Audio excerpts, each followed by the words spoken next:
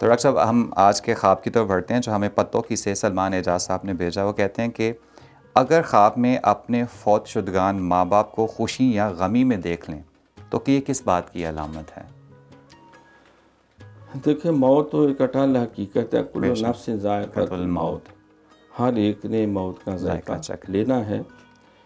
تو خلق الموت والحیات لیبلوکم ایکم احسن عملا، کہ ہم نے زندگی موت کا نظام بنایا، ہم دیکھے کون زیادہ اچھے اعمال کرتا ہے اور کون اچھے اعمال نہیں کرتا. تو الدنیا مزرعۃ الآخرہ، دنیا آخرت کی کھیتی ہے. اور یہ بھی قرآن میں ہے کہ وَلْتَنْظُرْ نَفْسٌ مَا قَدَّمَتْ لِغَدٍ، ہر انسان جائزہ لیتا رہے اپنا کہ اس نے آنے والے کل کے لیے آج کیا کیا. تو جیسا انسان بوتا ہے ویسا کاٹتا ہے. تو اگر زندگی میں بعض ایسی غلطیاں ہوتی ہیں یا گناہ ہوتے ہیں یا نافرمانی ہوتی ہیں جو عوام کے نوٹس میں بھی ہوتی ہیں یا اہل خانہ کے یا گھر والوں کے، اور بعض ایسی کمیاں کوتاہیاں ہوتی ہیں جو صرف انسان جانتا ہے یا اس کا خدا جانتا ہے. تو اس طرح اگر کوئی رہنمائی ملے تو اس کا بہتر طریقہ ہے کہ جائزہ لیا جائے کہ والد کی طرف سے کوئی ایسا حق جو وہ ادا نہ کر سکا، نمازیں تھیں یا حج اس پہ واجب تھا یا زکوٰۃ دینا ضروری تھا یا کوئی اور یہ وراثت کے مسائل ہوتے ہیں، تو اس میں اگر کوئی کمی بیشی ہے یا انہوں نے کوئی منت مانی ہوئی تھی یا ہم نے کوئی منت مانی تھی ان کے لیے کہ ان کے پردہ کرنے کے بعد کوئی مسجد بنائیں گے، کوئی امر خیر میں ہم کو حصہ ڈالیں گے،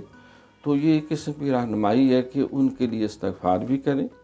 آیت کریمہ بھی پڑھا جا سکتا ہے، قرآن پاک پڑھ کے بھی اصالِ ثواب کیا جا سکتا ہے.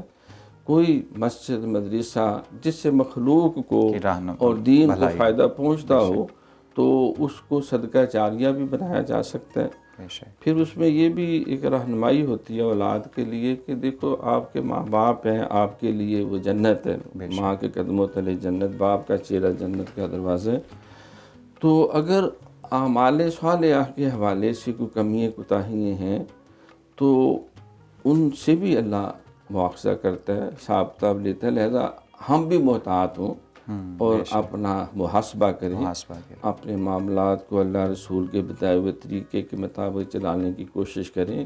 جو حقوق اللہ ہیں، حقوق العباد ہیں، جس میں عام طور پہ لوگ بعض کا لاپرواہی کر جاتے ہیں، تو اس کے بارے میں ہم ویجیلنٹ رہیں اور اپنا دامن جو ہے ان غلطیوں سے بچائیں. ان کے لیے جب ہم دعا کریں گے، صالح ثواب کریں گے، حج بدل کریں گے، کوئی زکوٰۃ ان کی طرف سے دی وہ دیں گے، کوئی وراثت کا معاملہ تھا ادا کریں گے، تو یقیناً اس کا فائدہ انہیں ہوگا. بے شک سر، جیسے کہتے ہیں ہر چیز، ڈاکٹر صاحب کہتے ہیں نا کہ ہر چیز علامتاً ہوتی ہے خواب میں، تو یہ خوشی اور غمی میں دیکھنا کیا یہ کوئی خاص علامت ہوتی ہے یا وہی جیسے آپ کہہ رہے ہیں کہ ایک رہنمائی ہی اوورآل اس کو سمجھا جائے؟ دیکھیے خوابیں جو ہے اس کے بہت معاملات، اس میں بہت بعض کا گمگیر بھی ہو جاتے ہیں، اور اس میں صبح کا خواب ہے، رات کا خواب ہے، خواب دیکھنے والا نیک ہے یا نیک نہیں ہے، یہ موسم سرما ہے یا موسم گرما ہے، یا بہار ہے یا خزاں ہے، اور وہ ہر شے کو پیش نظر رکھتے ہوئے جو ہے نا پھر اس کی بات کی جاتی ہے یا اس کی پوری تعبیر جو ہے وہ دی جاتی ہے. عموماً ایک اصول یہ ہے کہ اگر آپ نے خواب میں جو دنیاوی اعتبار سے جنگ و جدل یا بدمزگی کی فضا ہے وہ نیگیٹو ہے، اور اگر خوشی کا ماحول ہے، پاکیزگی کا ماحول ہے تو اس کا مثبت ہے.